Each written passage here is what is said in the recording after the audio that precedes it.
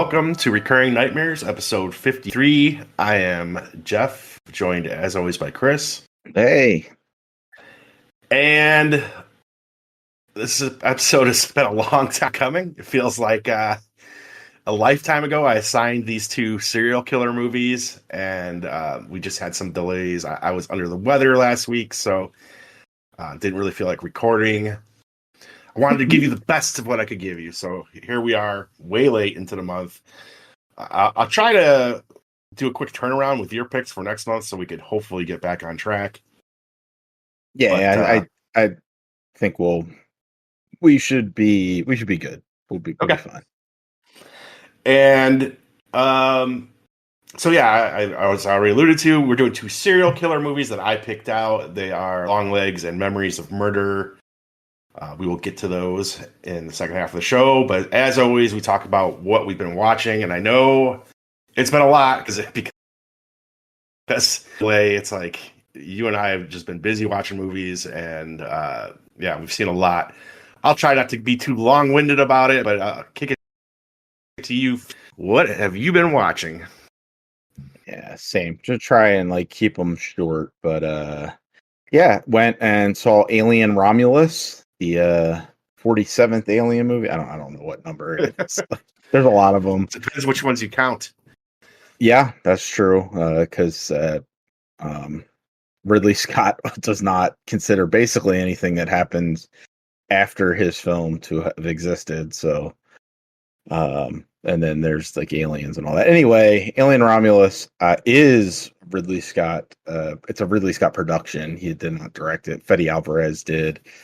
Fede Alvarez might know from, I think he did the Evil Dead, the Rising. Maybe I think that was what it was called. He did the remake, the one from a decade ago. Okay, the remake. Okay, Evil Dead. Yeah, the Don't Breathe movies. He's been out there. I thought he did that new one, but not him. So anyway, Alien Romulus, an Alien movie. For the most part, pretty decent. I think both you and I, Jeff, agree that they do some weird things. Like there are some callbacks and direct lines that are cribbed from other Alien films. That was the main. Don't necessarily fit. That was the main sore point for me. I honestly think the movie is really intense and exciting, yeah. and I generally had fun and people, but boy, even more so than they use the digital likeness or the likeness of a dead actor in it. That depending on where you fall on that, could be a big problem, especially with how big of a character they make it. Yeah. But for me, it was these lines that are just why are you saying the lines from the other movie? It's too much fan service when you already had me. This was a gripping, Alien chapter, and they did some creative stuff with it. Why are we repeating lines? I don't know. Yeah, especially lines that haven't happened yet. Yeah. There's one in particular that is a very famous line from Ripley in Aliens, and so somebody utters that here, and it doesn't really work in the same way. Dude, it landed goofy and corny. It landed with a thud in my theater. Yeah. I saw it with some friends, and they were just why? That was the one thing that they didn't like about it. So same. Otherwise, I enjoyed it. Yeah, the face huggers are fucking terrifying in this. Maybe the creepiest fucking face, because they throw a ton of them at you, and they're being chased by them down this derelict space station hallway. It's nightmarish, them chasing after them, and they get right up on you. In the past, you don't really get a good close-up scene of it trying to get into your mouth, and they do some nasty ass shit here. So pretty good. Them and the alien blood, they did some creative stuff with. Yeah. And it's been out a while, so I kind of say it there's kind of a final boss to this, which I liked. I thought was cool. Yeah. Yeah, I think it mostly works for the most part. Um, The most I brutal takedown that I saw of it on Twitter was a lot of people are saying this is the Rogue One of Alien movies. I say it's the Star Tours of Alien movies. Which, if you guys don't know, that's the Disney ride of Star Wars. I could see where people are coming with it, but I thought it was a fun ride. That said, yeah, so it was fun. And it gets kind of back to basics. Like yeah, Ridley Scott, I enjoyed Prometheus and Covenant. But they get a little up their own ass with the lore that Scott has like tried to inject into it, and yeah, this just kind of gets back to basics. Like it's Nightmare on a space station. It's good yep, stuff. yep. Um, so saw that. Then I also saw Cuckoo. Okay, With Hunter Schafer. Um, it's it's really hard to fucking explain what this movie is, I would but agree. uh it's a girl. She is with her dad and her stepmom, and they go to, I don't know, Switzerland or something. The And Alps, yeah, yeah, somewhere in the Alps, foreign country. She is she's a stranger here, and she doesn't want to be there. Her mom has died, that's why she's here. And weird shit starts to happen, and nobody kind of believes her about it. I actually really like the reveal that happens in this. I thought it was pretty cool. I liked the whole movie. Actually, I thought it was really a fun film. So I don't want to kind of spoil it, but yeah. yeah, it's a decent thriller, I think.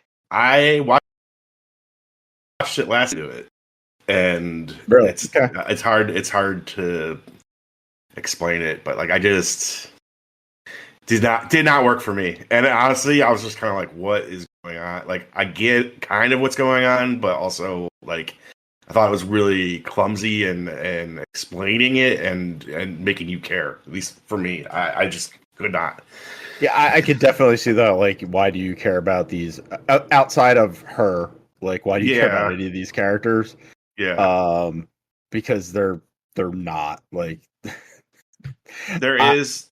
I thought the reveal. I thought like what it was happening was pretty neat though. So it I worked for didn't me. care for it, but I do like Dan Stevens hamming it up. But then again, if you want to see Dan Stevens hamming it up, I would just say watch Abigail from earlier this year.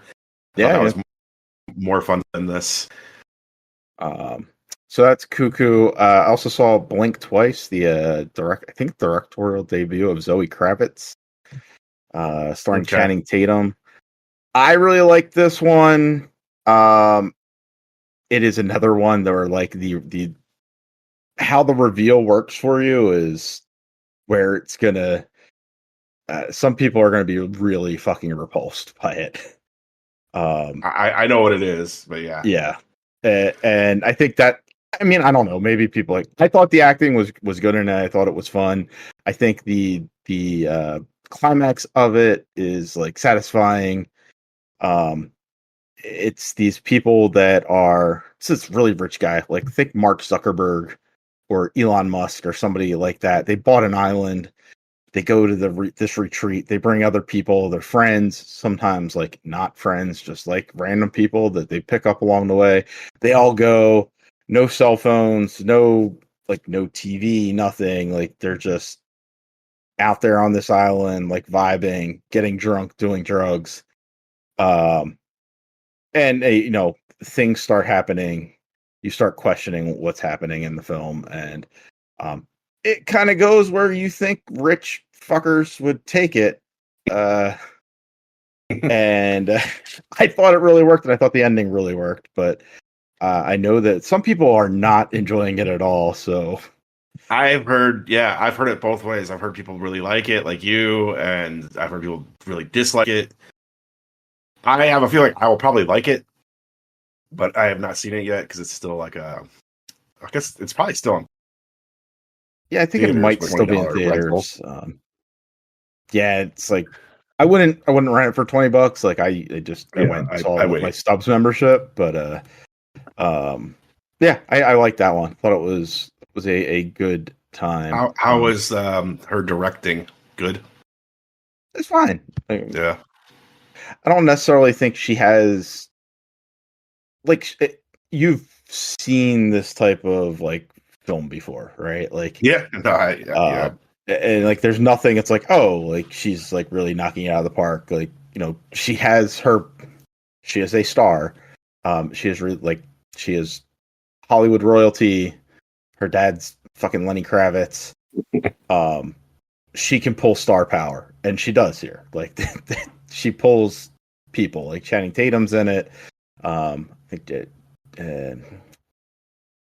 fuck Christian Slater. Oh yeah, There that's are right. people you know in this film. Um, so like they give the performances you expect from them. I can't be like, oh, that was definitely her directing. Like, I don't know. Okay. Channing Tatum is rarely bad. Like, Yeah. uh, so yeah, I think we probably have to see like another film from her to kind of see like, oh, that okay, that is the style she's going with. Like, it didn't seem like, you know, if you weren't like, oh, this is Zoe Kravitz movie, I'd be like, okay, it's anybody. Yeah. Speaking of somebody that has a style though, me and the other Kevin Smith fans went and saw his movie this weekend. All like 412 of us. Uh, the 430 movie, which is a teenage kind of, I don't really want to say coming of age story, but it's like a teenage love comedy type thing. Um, he loves movies. I think it's the guy Brian, who the main character is. I think he is modeled after Smith himself. Just somebody that loved going to the movies. Like that's how he sees things through the world. Is through movies. And he invites this girl to the 430 movie. And it's like the mayhem that goes around them trying to go to this movie. Because like I don't know if younger people understand, but like, you know, I think people our age know. Like you would go to a movie, sometimes you like they would not sell you a ticket to an R-rated movie, so you'd buy a ticket to another movie and you'd sneak into the R-rated movie. Hmm. Or you'd buy a ticket to a movie and then after your movie was done, you'd go into another movie. Yeah. Like it's kind of that setup is like they're sneaking around the theater trying to get in, you know, trying to get into the R-rated movie, or see more movies after they've only paid for the one. Ken Jeong, I think that's the name, right? Yeah. Yeah. He plays the theater owner. He's actually really good in it. And then the other two, the main lead, Austin Zager, who plays Brian, he's pretty good, and Sienna Agudong, she plays Melody. They're the two teen leads in it. I think they both are pretty good. I think the other two kids that are Brian's friends, I think they're maybe less great, but they're fine. The one thing I will say that this says it has a runtime of an hour and 28 minutes. I feel it's actually much shorter than that, and he pads it a lot. Like Fake trailers and stuff. yeah, there are two fake trailers. They're fun. They're kind of a grindhousey, like except comedic. Um, one where you know he's been throwing his daughter into a bunch of these movies that he's been doing, and it's this like killer nun who's also a hooker. Like during the day she's a nun. It's all like happy-go-lucky. She's helping kids and the poor people, and then at night to help the church, she's like a prostitute, and she ends up killing Jason Mewes, called the John. It's a funny it's stupid, but it's a funny trailer. It's 90 seconds, 120 seconds long. If he tries to like make that into a real movie, I don't think that's a good idea. But it was funny. And he actually has like another movie. I think it's called Astro Blaster. It's terrible. In it, when like you keep seeing scenes of this movie as the kids are in the theater talking and other stuff is happening, but you get occasional scenes of this sci-fi kind of Buck Rogers, Flash Gordon type sci-fi film called Astro Blaster. It's absolutely awful, but in a funny way. I think it's good. It's not great. I think it is better than some of his. After Tusk, I think he went a little bit off the rails. He got a little bit back with Clerks 3, which I don't think is great, but there's a lot of heart there. Yeah. This is a better movie, I think, than Clerks 3.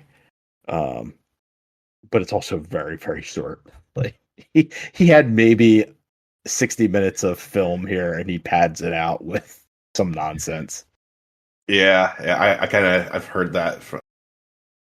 I was like Nerdbox reviews and shit. You know what's funny? As I watched like a year ago, I watched Zach and Mary Make a Porno. That was like really good. Yes. And he was like getting better as a filmmaker, and it just seems like he forgot how to make movies. Like, I don't know what's going on with him. So but, I am interested in this. He did Zach and Miri, which I think I agree with you. I think it's a good film. But then he did Cop Out, I think was his next film after that. And that I think destroyed him. Like I think Zach and Mary too, because he thought he's like, oh, I'm going to be like this is going to be as big as an Apatow movie, and it just wasn't. It did good. Yeah. It probably did the best of any of his movies ever did at the box office, but it just wasn't what they were expecting, and that like hurt him too. But like, dude, I don't know what he's like. He's never been like a great, but like, geez, man, like it's gone off the rails a little bit. But this did look fun to me. Like I saw a trailer, I was like, this is sweet. It's nice to see him like just doing something outside of the like, usual shit. Although, and this is very much like, it's like he saw The Fabelmans and it was like, I want to do that for me, like what it was like for me getting into film. Yeah, but that sounds cool to me. And I mean, I don't want to spoil anything, but if you watch the film, don't shut it off right when the credits start. Wait about a minute. He does. There's actually a pretty good joke about how, because this takes place in like 1986 or something like that. They had just seen Top Gun, and he's talking about like, stingers or whatever after the trailer, and like they're going, that was in one movie, and it's never gonna catch on. Yeah, no one's ever gonna do that again. So they have like a funny bit about that, and then he does a stinger after it, and it ties to other things that he's done in the past. I think it's a sweet film. I don't think it's great, but I enjoyed my time with it, which was we're Kevin Smith lifers here. Yeah, I will go see anything he does, like, but we'll criticize it, right? Like Jay and Silent Bob reboot, I did not find enjoyable at all. I think Yoga Hosers is an absolute trash film. Like it is terrible. I don't think Cop Out's a good film. I think when he is reined in a little bit is when he's at his best, and I think somebody reined him in here, and he does a pretty good job with it. So that's it for me, Jeff. What have you been watching?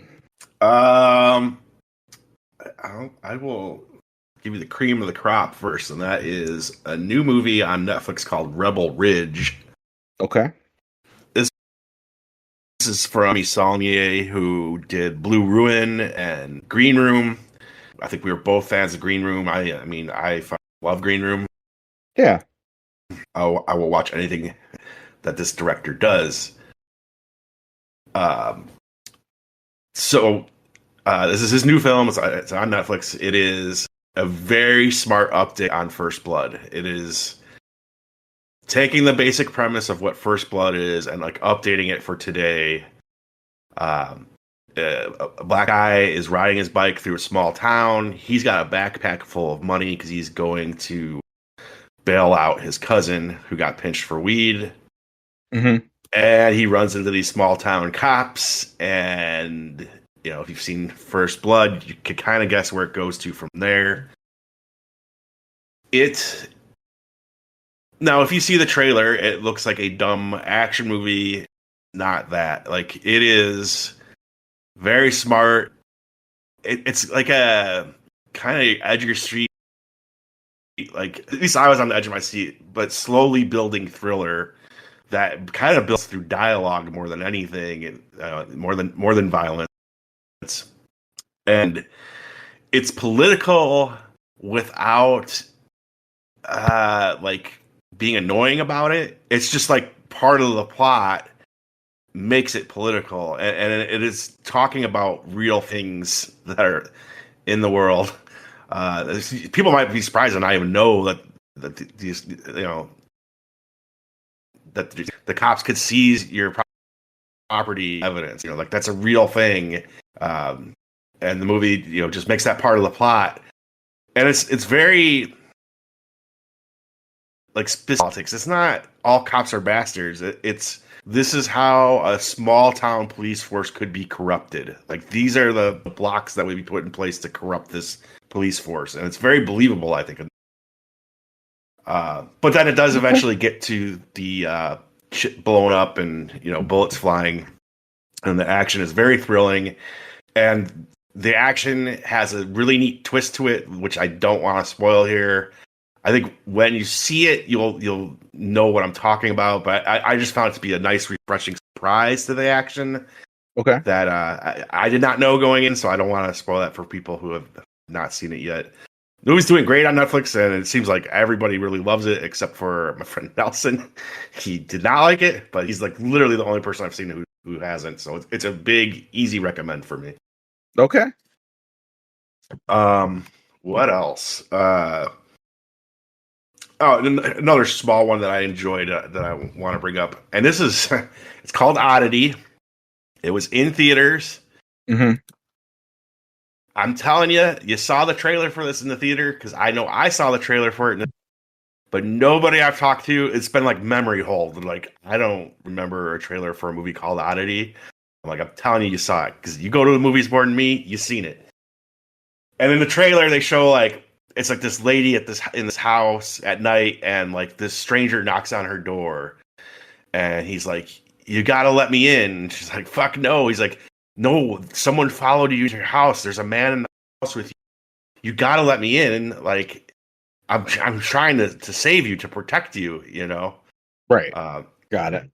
So I don't know if that like rings a bell for you, but that I remember that from the trailer, and I don't really want to give away much else, but like, it is, based on reading reviews and stuff, I saw that it was kind of inspired by EC Comics, which I never read those because I'm not that old, but knowing Creepshow was kind of like a love letter to EC Comics. I could totally see that here. This is like an hour and a half Creepshow episode, absolutely. And actually, like, knowing that, when I think about it, like the final shot of the film, I'm like, that would be the perfect final like panel on a comic book. It's just so neat.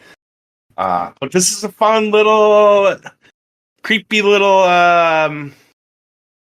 creep show like story. I just don't want to say too much about it because I think it's another one where it's like being kind of surprised. Like, honestly, like 10, 15 minutes in, I kind of called what was going to happen. So I feel like if I say anything here, I down that path. Kind of be spoiling. Yeah, but even though I like called what was happening, I was like, oh, this is gonna be fun to see, and it was fun. It's a good movie. That is actually it's for rental now, but it is coming to Shudder at the end of the month. I did not know that, but by the end of September, it'll be on Shudder. Okay, no, I might just wait it out. September. Yeah. No, it's not like. Yeah, it's not. You need to see this today, but when it gets Shudder, definitely recommend. I think you will enjoy it. I saw a movie called Strange Darling, Chris. Yes, I saw this one too. I left it off my list, so let's talk about it. Just a really awesome thriller that kind of came out of nowhere and kind of got the buzz, like people when it came out. I think deservedly so. I don't want to say this is another one where what was so fun about this movie for me? I just knew that there was buzz about it. I had never seen a trailer. I knew nothing about it, and so I just It went is, in. yeah. I think it is one of those things that you just. In fact, in my like little Twitter review, I was like, I'd recommend not looking into it further and just watch it, like, because the structure is different, and what you like, you just need to let it flow because it starts out one way. You're like, okay, this makes sense. This Yeah, is what type of film it is, and then it flips a couple I times did. actually. I did. This is another one. I think I've seen too many movies at this point because I was like, oh, I see what we're doing. Like, I definitely figured out where we were going before it got there, but it was still so much fun to watch. Yeah, This would good be a time. fitting, without spoiling much, this would be fitting for this episode because this is another serial killer movie. And I'll just say it did two things right off the bat that really, like, all right, I'm in. I love this. First off, at the beginning, it proudly announces that it was all shot. Like, this film is entirely shot on 35 millimeter. I was like, fuck yeah, cool, man. And then it does like a Texas Chainsaw Massacre style, like, text scroll at the beginning. Like, very, like, the narrator almost sounds like the dude from Texas Chainsaw Yes, Massacre. I was just like, is that him? I always meant to look that up, but I did not. seemed very Um, purposeful. If it yes, but it's just was like, not. it's like you're just like hitting every button for me. But yeah, I think you and I, just like everyone else, really enjoyed Strange Darling. I actually wouldn't mind seeing that again when it comes out on video. But I guess I'll say one more thing, even though I don't really care about it. But I saw Beetlejuice. Okay, I thought about it. I You thought about it? Yeah. Look, I have no like connection or love for the first Beetlejuice. I remember I saw it as a kid. I think I liked it as a kid, but I think it also made me mad. This isn't scary. This isn't like a horror movie. Already like a huge horror movie person, and for whatever reason, I expected that to be a horror movie. So like I just again, I left it. I left Beetlejuice in the '80s. I have not watched it since. I did not rewatch it to go see this. I only went to go see this because my wife wanted to for whatever reason, and I thought it was actually okay. It was pretty good. It doesn't have much of a plot. Like the plot doesn't kick in until like I don't know, man. Like the last fucking let's say half hour. Okay. Uh, Fun and entertaining until then. I think older goth Winona Ryder is super cute, and there's nice horror movie references in it. Like at one point, like do you remember like at the end of Carrie when they have that big jump scare where like she's like walking down the street and she comes upon Carrie's grave and her hand pops out. Yeah. There's a part in this where they play the exact scene in Carrie, and I was like, they're doing the Carrie music, like just so there's like little like if you could easily miss if you have not seen Carrie in forever. There's a bunch of little stuff like that. There's like homages to Mario Bava, so lots of like fun kind of horror movie references as well as like kind of a Halloween atmosphere to the whole. I gotta be honest, I didn't hate it. Like I fully expected to be like this. I'm not a huge Tim Burton guy. But I kind of liked it. I actually really did. So, Cool. I might check that. I don't think I'll run out to the theater to see it, but I might check it out when it finally hits a streaming service or something. yeah, I think you'll have a okay time with it. And again, I don't. What's your like? Are you a big fan of the original? I don't love Burton. Me Um, neither. Beetlejuice is fine. Yeah. I actually, my memory of it is a little more recent. Only because they did a production at my kids' recital, and I helped with like stage stuff. And they ran Okay. they did they did some stuff with the movie, like where they showed scenes from the movie to kind of set things up. Um, and then they played like a lot of the audio instead of having the kids actually act it out. But it was I got the gist of it. Like Yeah. I know what Beetlejuice is. I had pretty much forgotten about it completely. I had forgotten that the people died in the beginning. Like Yeah. uh I couldn't tell you anything of the plot of the original, and I still I, was able to enjoy this. So yeah, I remember Winona Ryder was like was like the main character. Like she was the Mhm. kid that kind of could talk to the ghosts, and Beetlejuice wanted to marry her, which was Mhm. super creepy even back then. But that's all I remember. Hey, let me know when you see it. We'll talk Yeah, about it. yeah. But I thought it was fine. Let's do our movies. Let's do our serial killer movies. Let's do it. Let's start with Memories of Murder. 그래서 이 수사밥도 먹는 거고 내가 다른 거 몰라도 이 사람 보는 눈은 있다는 거 알아?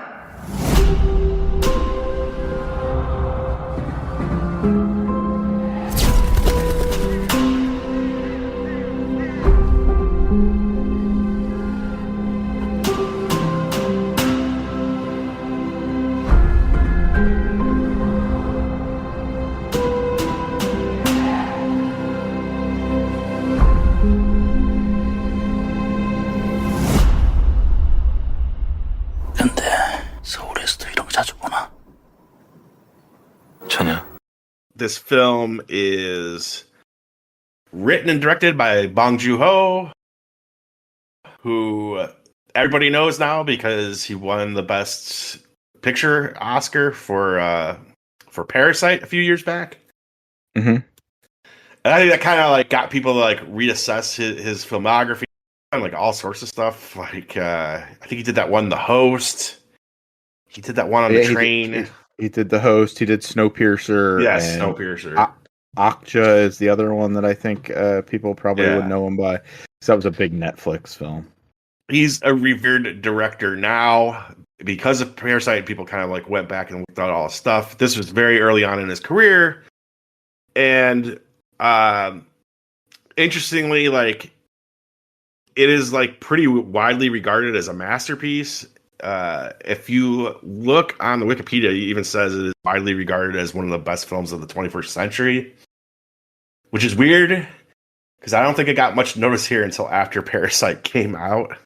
I don't even know if it was released here initially. You look at the Wikipedia. It says it came out in South Korea May 2nd, 2003. Had a budget of $2.8 million. It's showing a U.S. box office of 12 million, but I don't know. That might just be U.S. dollars. Yeah, Again. it could just be US dollars though. But after he got his props at the Oscars, Criterion kind of like re-released this movie, and now a wider audience has seen it. Yeah, widely regarded as a masterpiece. And what this thing is it's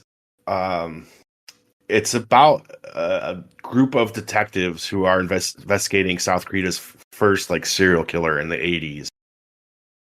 It's loosely based on a real serial killer that did happen around that time, but it's not like trying to do like a factual like this is what happened. It's just kind of inspired by that.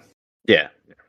Interestingly, well after the movie came out, they did solve the murder, and it was a guy like when they they solved it through DNA. It was a guy who was already in prison, I think, for killing his sister-in-law. He was like already served, but they got him to confess to like 14 other murders. None of this is relevant to this movie though, because this is one of those movies where it's not really about it's more about the toll that chasing a serial killer takes on the detectives who are trying to solve the case. Much like Zodiac from David Fincher, which came out a few years after this. I think Zodiac's a better movie, and we will get into why that is probably right now. I think for me, I don't consider this a masterpiece. There's things I really like about it, but I have them for me. But I guess before we get to the plot, I guess what do you think of Memories of Murder? Like, yeah, I think we're going to end up pretty much on the same page here. I think there are good things about it. I also think there are there are some weird tonal shifts in this that I don't think quite work.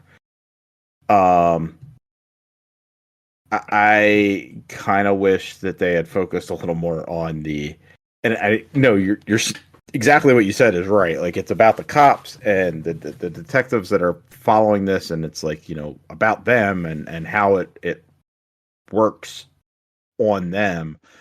But I kind of wish there was a little more like actual detective work because a lot of times they're Yeah. just like fucking around and joking, and it's like, all right, that's great, but I don't really care about like I care about the murder.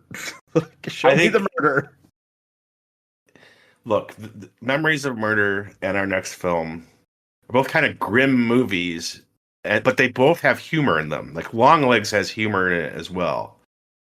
Here, though, the humor, like, just in my opinion, it ruins the tone of the movie. Like, it's taken something Yeah, that should be kind of like the movie Seven and like injecting this humor that honestly it just makes them idiots. Like yes. I did not like these guys. Like the main. I mean, there's two. There's like three cops that are they're on, but there's like two main ones. And the one is like the small town detective, like he's there, and then they bring this other guy in from Seoul.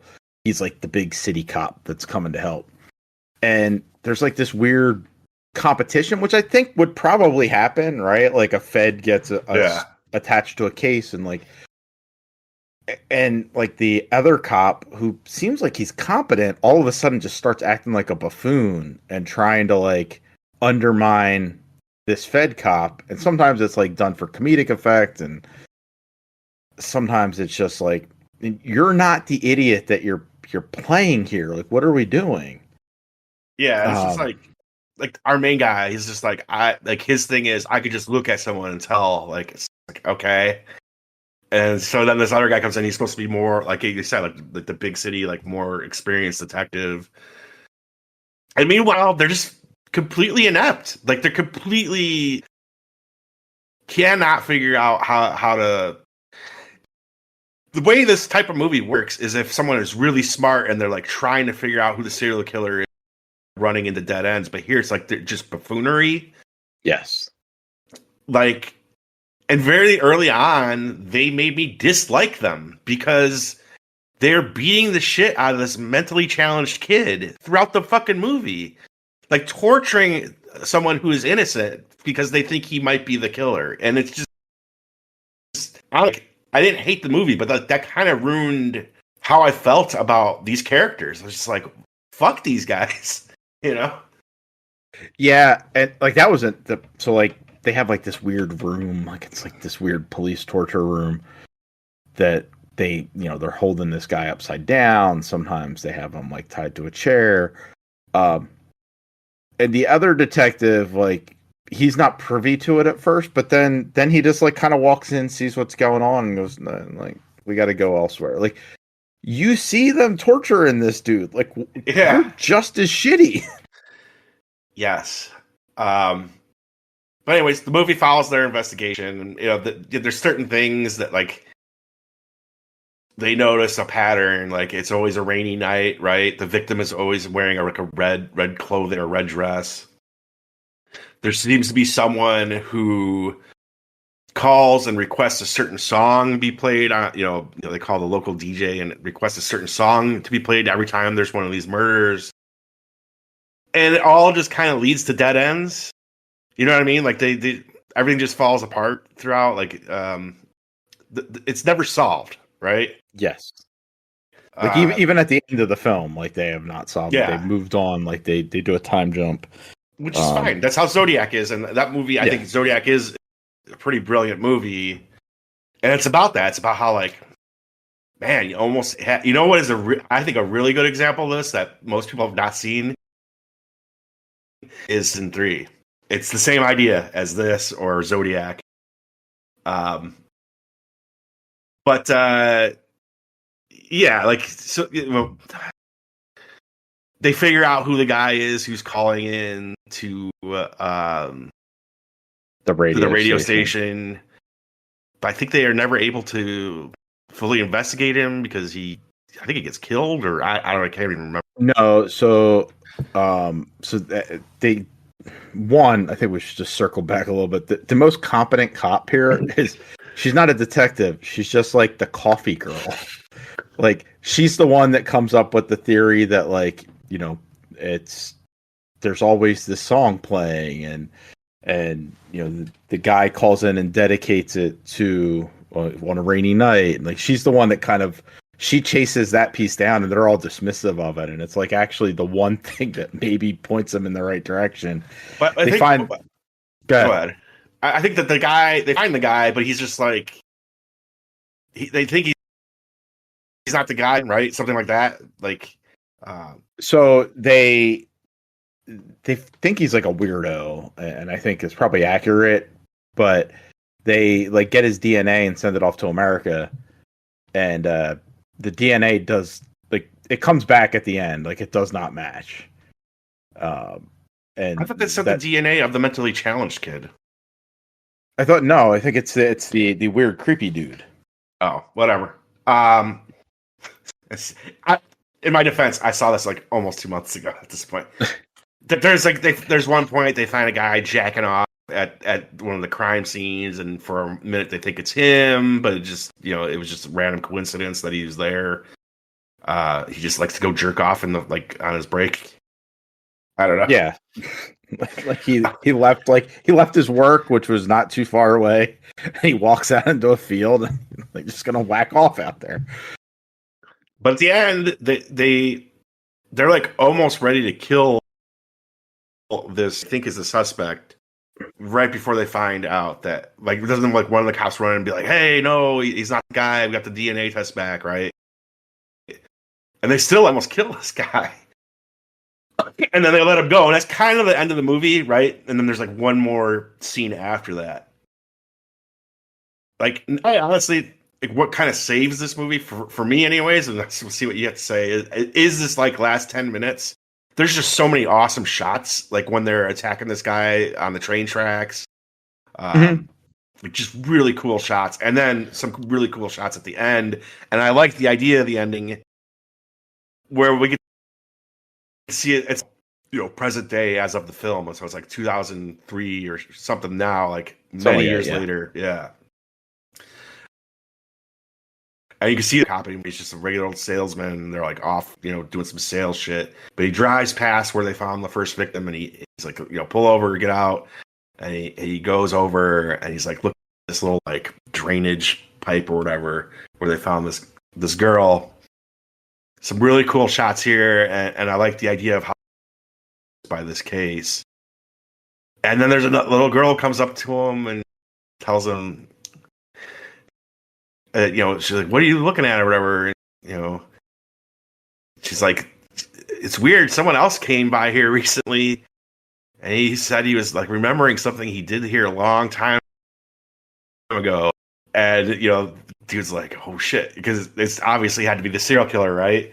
Yeah. And he, what do you look like? She's like, "Just look like anybody, like normal." Like, and that's kind of the end of the movie. And I thought. Again, so many cool shots in the last 10 minutes. I thought a cool, like, haunting ending, and it kind of like sent a little chill up my spine when she's like, "There's a guy here," I think from like there's a thing that happens where the other cop, the third cop, he has to have his leg amputated, and like from that moment, like where it kind of gets a little bit more serious from that point on, and I think it's actually pretty good. Yeah. And like it hits the tone that you expect here, and I think the ending is really like it's really haunting. Like shit. Like we weren't able to catch them, and all this time we were chasing after people that probably weren't them. And he's still out there, and he's just missed him again type thing. Like I don't know. I like it redeemed the movie for me, and it made me see like what people could see in this movie, but like. It's too comedic before the end. It's too not just comedic. Like I just felt these cops were fucking stupid and cruel. So like I don't know. I didn't love the movie because of that. Yeah, it's the tonal shifts I don't think work, and this is a long movie. Like it's over 2 hours long. Yeah. And it feels it because like you don't want to be with these cops because they're buffoons. They're joking around, and it's not like they're not like joking around. Haha, this is funny. Like it's just like they're clowns. Like they're bad cops doing bad cop things, and they're not investigating it the way that you would expect such a high profile serial killer to be investigated. And I think it does bring it down a little bit until the ending, like where it gets a little bit more serious. Yeah. I fully expected to like this more than I did. What are your final thoughts on this? Yeah, I don't subscribe to the this is a masterpiece, one of the best films of the 21st century. I'm not on board with that. I think it's fine. I don't think I would ever, watch this one again. There are much better, noir crime thrillers, detective serial killer films out there than to kind of like spend time with this one. If you are really interested in, Bong Joon-ho, maybe that's this, you want to get through his filmography, that's cool, but otherwise I can't really recommend this one. Or I think I got 5 out of 10. Okay. I'm not as mean about it as you. Like again, I think it did at the end, but it just, my expectations were set in such a way that it did not deliver on until like the last 10 minutes. And it's like you, I don't see me watching this. It's just too much of a chore. I'll go 6.5. Okay.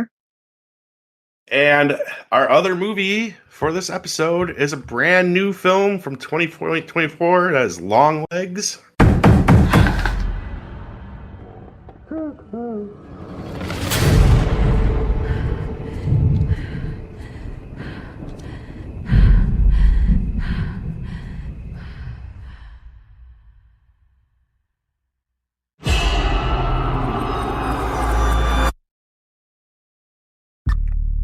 Is it scary being a lady FBI agent?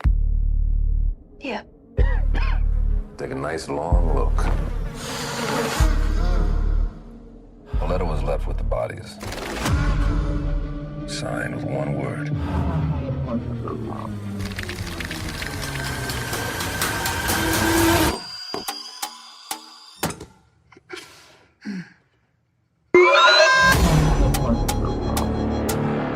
I saw a beast rise up out of the sea with 7 heads and 10 horns.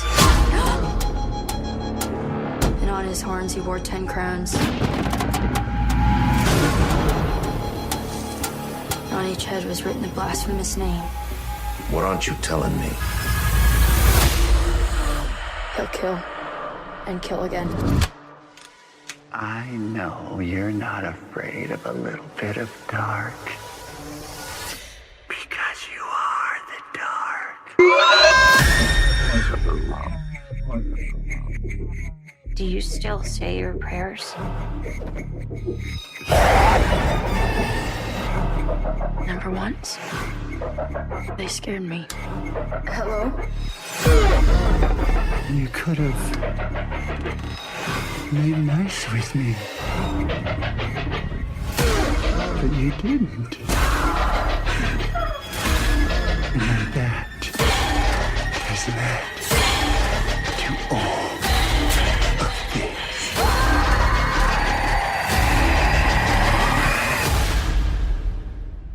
I'll be waiting.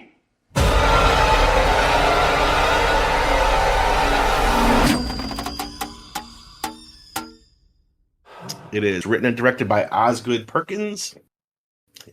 Do you know this director? You know anything about him? No idea who he is. He is Anthony Perkins' son. Okay. So his dad, as I understand it, he lost his dad to AIDS, and he lost his mom in 9/11. And and he has made a series of horror movies. And I actually really good. So he did a movie called The Black Coat's Daughter, which I would call like a sister movie to this movie. It's Okay. I almost like would say it's the same universe, and like they just fit together really well. He also did Gretel and Hansel, which nobody seemed to like, but I did. It was really stylish and moody. Mm-hmm. And now he did this serial killer movie, Longlegs, which came out July 12th of 2024. Had a budget of around 10 million, I guess, and it's done pretty good. It's done over $100 million box office. It's one of the most successful independent movies of the year. It's actually one of the big success stories of this summer, which is really surprising to me because this is like pretty dark, and It is a dark, weird movie. Yeah, it is. Like, if I describe the plot to you, it's going to sound super silly because it is, but the way Perkins directs it's so moody and atmospheric, and it becomes unnerving. I don't know. Like, would you agree with that or no? Yeah. Like, did you actually think about the plot after? Like, that's kind of silly. I mean, the silly part, I think, is like the supernatural element that he adds to it. Yeah. But outside of that, like, yes, Nicolas Cage as Longlegs is a bit goofy, and you'd think that they would have caught this motherfucker so much quicker because he's a fuck. He looks like he might commit crimes. Yeah. Of this nature, so weird that they hadn't done it, but otherwise, I think it's a pretty good procedural. Like, they smartly use Nicolas Cage as the killer in this, who goes by Longlegs. Like, I think he's not in a ton; it's like just enough, like just the right amount. I think if you put him in too much of the movie, he would also start to come off as silly. In part because of how he looks. Like, I don't know. It's a choice. Absurd. Yes, he looks absurd. But I guess there's a few things I want to talk about near the beginning of the movie because I think they illustrate certain things. So, like, the very opening of this movie takes place past, and it's Longlegs rolling up in a station wagon to this little girl's house, and he approaches her, and he's like, "Oh, it's the almost birthday girl." He's like talking to her, and I want to talk about the scene because of how it makes, like, Perkins' choices in directing make it unsettling. Because you see him from like the shoulders down, like you don't see Nicolas Cage's face. Like, you just hear him talking to her. Yeah, it's a really weird, like, very camera angle.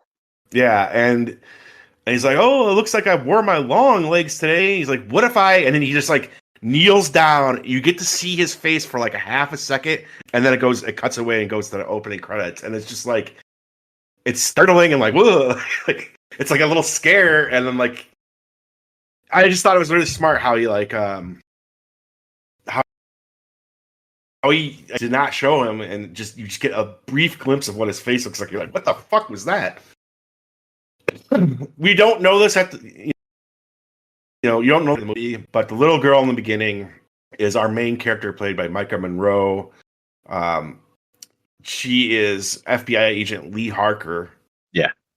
And I want to talk about the kind of like the opening scene with her, because I had heard that there was a supernatural element.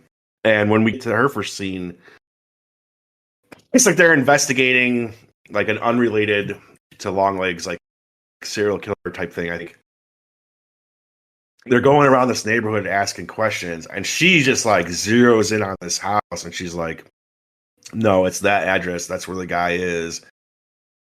And she's like, "We should call for backup, and like that's where he's gonna be." And the dude's like, "How do you know this?" You know what I mean?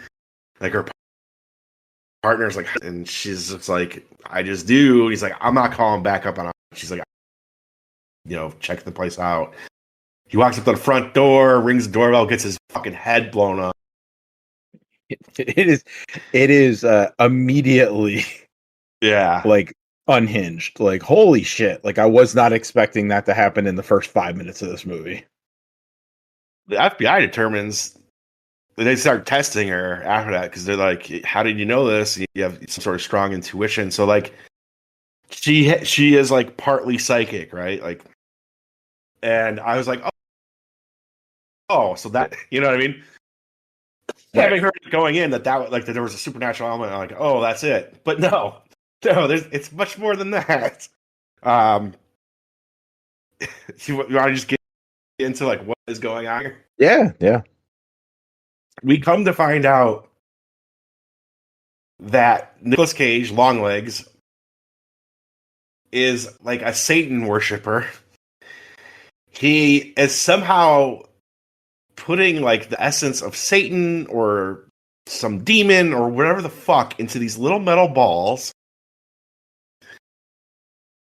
putting the balls inside of these like life-size dolls that are creepy as fuck looking, and getting them into people's homes.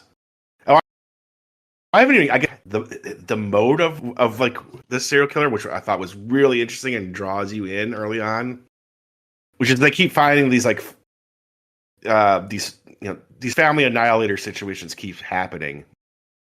Yes. And these are murder suicides that keep, and that's what she's investigating. Yeah, a dad will go crazy and kill his whole family. You know, these happen across different years and places, and can't figure out what the connection of it is, except they know that somehow there is like a killer who's forcing this to happen because he keeps leaving notes and signing them Longlegs at the scene of these crimes. And so like they're just completely confused as to how to. And there's no evidence that he is in the house. Yes, it's just like. So then, I'm skipping ahead now back to like the big reveals near the end. Is like he's getting these dolls with this essence of evil inside of them into like normal, like kind of church going houses. And once they're under the influence of the doll, the dad just murders the entire family. So again, sounds silly, but the movie is done so well. Like, and plus, you're just intrigued early on because you're like, "How is this happening?" You know, and it is completely, totally supernatural and crazy. But I guess I keep asserting it, but like Perkins, the way he does it, dude, and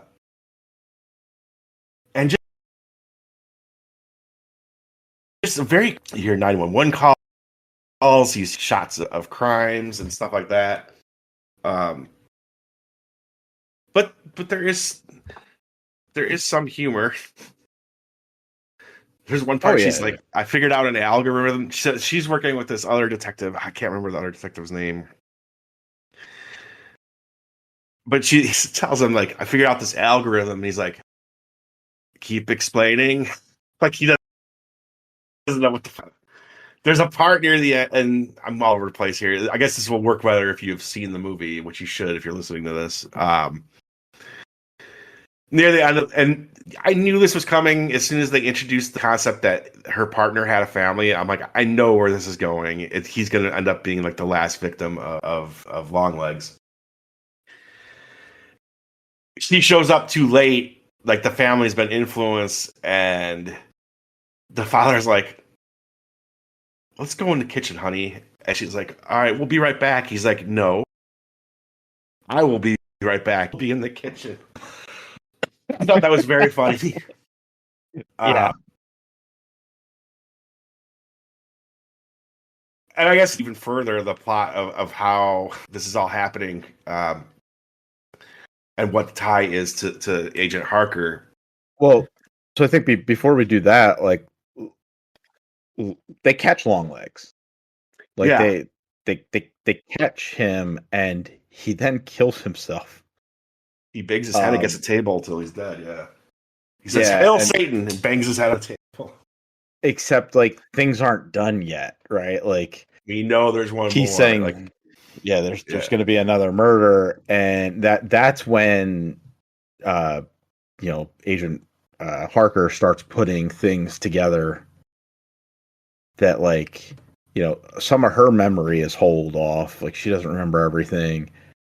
And also her mom is a fucking weirdo, like a little bit. Mm-hmm. And so she like kind of guesses that her mom is involved somehow.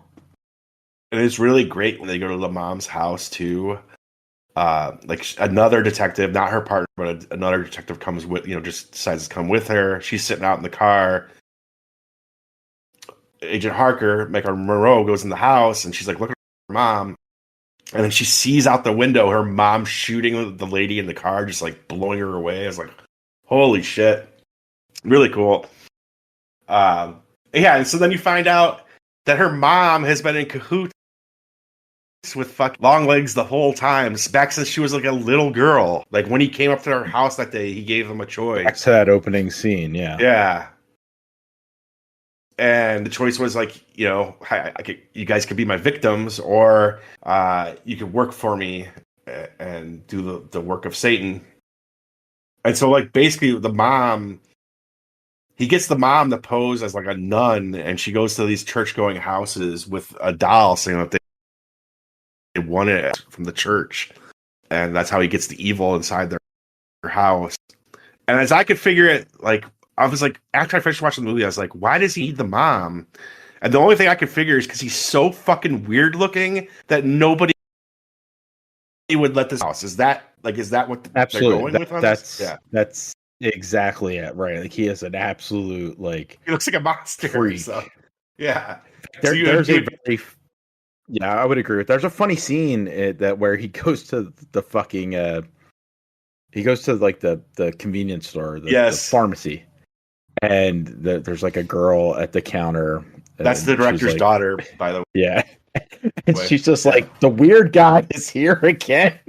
Like, and like that's when you really get to see, Nicolas Cage as Longlegs. And it's like, yeah, he cannot go knocking door to door. People will be like, you're not from the church. You're literally from the depths of hell. Like, yeah. So he brings Ruth in to. Not Ruth. He brings the mom in to do it. It is Ruth. Her name's Ruth. Yeah. Yeah. Also, the scene where he goes in that convenience store, she's like, "Dad, this weird guy's in here." It cuts right to him in the car after that. And he's Daddy! Like Nicolas Cage going like to 11, but like. Again, it's just such a little bit amount of it that's so creepy. Like if they let the scene go on, it would become silly. But like, it's just the right amount. But him freaking out in the car was just awesome, dude. Even on second watch, I was like, oh my god. If they let it go, if they let it go a little bit longer, it then becomes like Nicolas Cage in weird makeup, like doing Nicolas Cage things. Instead, because they use it so reserved, it just comes off as super unsettling. Yeah. And I think Cage's performance is great in it too because of that. Like, I don't know. It kind of sums it up. I guess we get the big ending with the family, and I think she stops it. She kills her partner, right? So that he couldn't kill his daughter. She's right there on that note too. He's the FBI, like he's the head. He's her boss, so she kills him. Yeah, and then she murdering his daughter. Yeah, and then she ends up having to kill her mom too. But she can't destroy the doll. Yeah. I love this, man. I bought it when it came out because I knew we were doing it. This I wanted to be a little more refreshed on it. I thought it was great in the theaters. I thought it was great on rewatch. I'm with you. It's fantastic. This director's for me, man. Like you should check out. You should at least check out The Black Coat's Daughter. Like I said, it's almost like a sister movie to this one. It's cool. Okay. This I think is his best movie.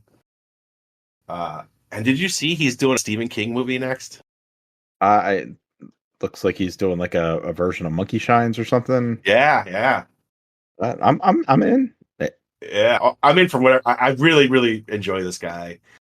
And this is easy, like it's just like combining everything I love like your standard serial killer movie, and it has elements of that, right? But it's definitely in the end not that. It is way more crazy horror shit, and I don't know. I love all the flavors here, all blended together. It just really worked for me. Yes, same for me. I think like I enjoy a good detective story procedural. Yeah.